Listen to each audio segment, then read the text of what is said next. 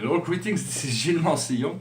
I wanted to come and say hello today, to spend a little moment with you. I thank you very much for spending this time with me. Sorry, my camera isn't straight, I'm using my phone, and there is a pile of books that's holding it. I thought it was interesting. And those books are the Hesiod, the Theogonie of Hesiod, the Critique of the Pure Reason of Immanuel Kant, the Republic of Plato, the Aesthetic of Igor, the Divine Comedy of Dante, George Orwell, 1984, The Keys of Enoch, the Book of Urantia in French, the Book of Urantia in English, and then on the bottom there is a catalogue raisonné of Manet, Cézanne, Goya, Modigliani, Monet, and Seurat. So there's a great deal of philosophical and artistic knowledge that makes the... I'm sorry, it's not really straight. I'm going to see if I can...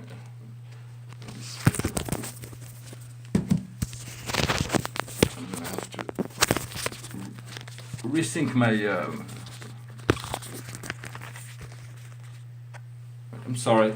So let me pull some cards. I'm going to see what there was a little indulgence to share that little pyramid of knowledge that holding this phone, this camera. So the general message for us today is centering, is being at the center. It's connecting to the center, letting go of any belief, any thought, anything that's holding us back, that's holding us to the ego, to be able to be in the center, to be serene, to be in peace. And what is not yet visible, that will come into the forefront of consciousness, that's still invisible, is a self-created. It is the lotus flower. It is the cause and the effect that have been coming together. And so there will be a great heart opening, a great sense of relief and joy that will be coming into the picture. Right now there is still high tension, so high tension needs to be alleviated. You get a text. Let go of you gotta let go of all those responsibility, all those things that create tension. It is very important. The peace of mind and heart is more important than any self-created stress and problem and drama. If we are faced with them, we have to deal with it in a lucid way so it finds resolution and do not impact us in the sense that it will build on tension. What we have is the chariot. We are able to transcend. It is the cremation ground. Meditation, it is the vehicle of light. For we have this vehicle of light that we can call on, we can invoke, we can visualize, we can work with. It is a great light body that will manifest itself later, but it is good to know of its place, and to understand the chariot, how to open your third eye to allow the heart to overtake all aspects of consciousness, to be enveloped within the love that comes from the heart. For the heart has been wounded, and so we carry those wounds, and so sometimes we have some negative relationship of what situation that were coming from love, but they no longer love if they're not free, and so it is good to let go, to forgive, and to allow love to flourish within ourselves. What we are learning right now is very difficult. It is the tower. It is called the Holocaust. It is the end of an era. It is a great shift of consciousness. It is moving from duality, separation, fear, and sorrow to joy, happiness, inclusion. For love includes, love forgive, love loves, love is a force that holds everything in the universe. In heavens there is nothing, everybody knows that all of life is because of the love of God, and everybody lives within this love. But here on the earth we have given an opportunity to believe that the love of God does not exist, and so we create all kinds of reality for ourselves until we can reconnect to that soul, that great soul. For we are all connected to soul. Everybody is connected to that eternal soul that is in constant evolution throughout the whole universe of universes. And so we are it is really what we need to discover, this point of connection, this point of contact within our consciousness that opens our mind and vision and understanding to the higher realm of spirit, and discover the grand portals, and from there we'll be able to move. As soon as we discover that as a collective, we'll move our whole technological, our whole intention of life will change in relationship to the planet, in relationship to each other, in relationship to technology, in relationship to society, in relationship to money. Everything will change. We'll move into a more brotherhood oriented situation. So if in order to accelerate that, the flow of evolution, maybe pushing the envelope of what we're working towards, what we'll learn from that whole process is the rose garden. For the rose garden is already there. We already have, but we have to slow down to smell the roses. We have to let go of all those distractions in order to feel the inner,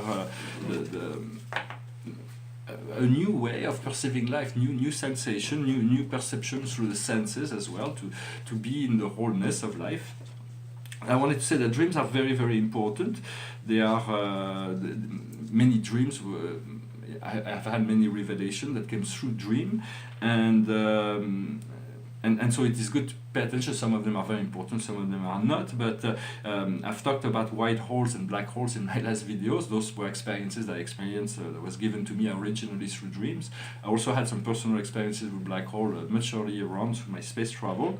But in many sense, we'll discover those. They are interdimensional portals, black holes, white holes, blue holes, all kinds of portals that lead us to all kinds of dimensions. But essentially, to understand that principle is that when we go to sleep at night, our consciousness passes through the black hole at the bottom roots of our beings, and then when we come back in the morning, we re-emerge into this physical body. But so we used to do using those black holes every night. So this is nothing like unfamiliar.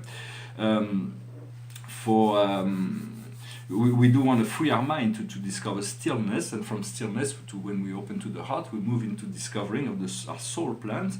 And our soul plan, once we follow that deeper voice, that inner voice, there is great magical thing that happens within life. For life is magical, has to be magical.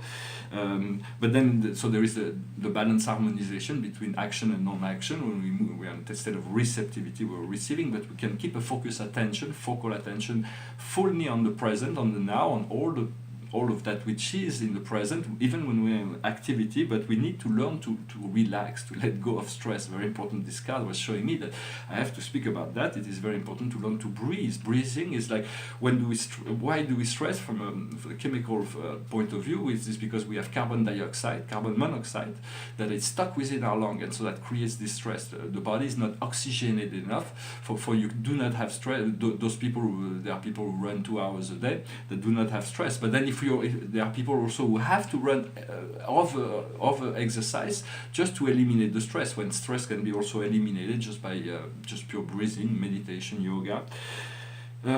Turning to the voids, trying to forget all those elements of the ego, the likes and dislikes, all the physical form, for the form is only temporary. And so this is it's connected to the song I'm going to sing, because well, I wanted to speak a little bit briefly about this painting behind me. It is the same as this one, same subject matter. This one was done in 1999, where I was living in Denver, Colorado. And this one was painted when I returned in France, 2001. I was living in America for many years, and I was going to open an art gallery, a major art gallery in Manhattan with a partner in 2001. And I was on vacationing in France, and in September I was going to return to New York to start the project, and there was the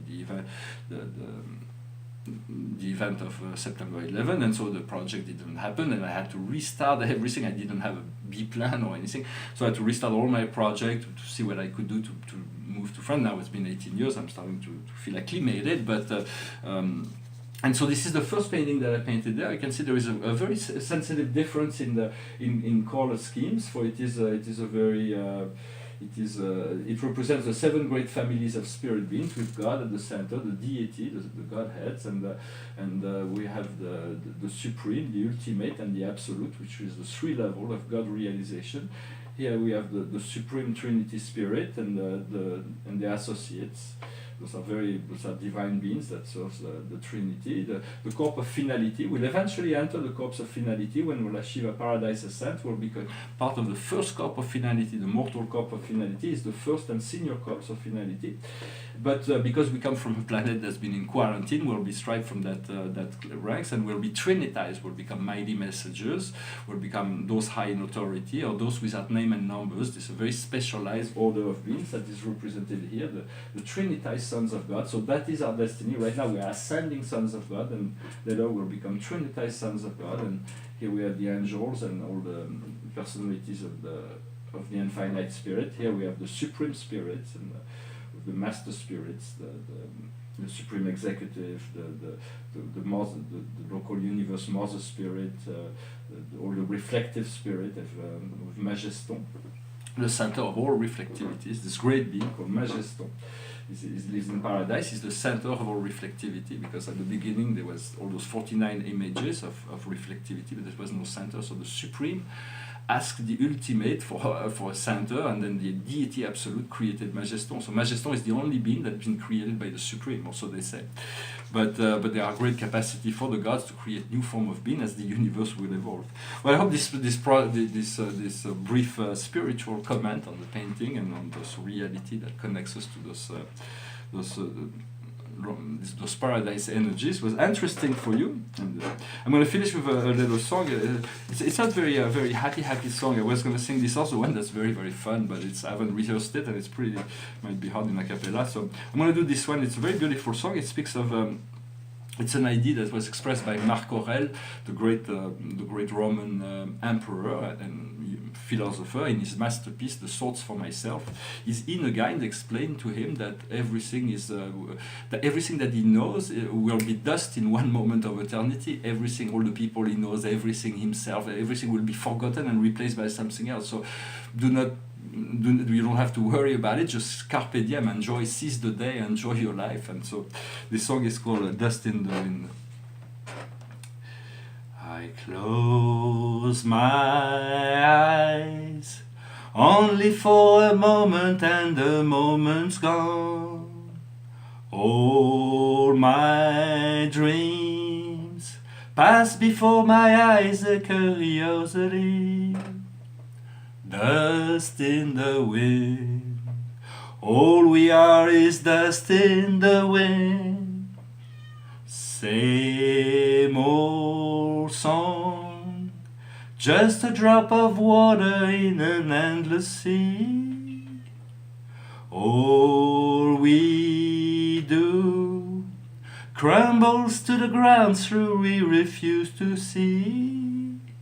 Dust in the wind. All we are is dust in the wind. Now don't hang on. Nothing lasts forever but the earth and sky. It slips away, and all your money won't another minute by. Dust in the wind. All we are is dust in the wind. Dust in the wind. All we are is dust in the wind. Well, thank you very much. We are, in essence, we are far more than just dust in the wind, for we are eternal spirit of divine origin and destiny. So I wish you a good day, and I'll talk to you later. Thank you. Namaste.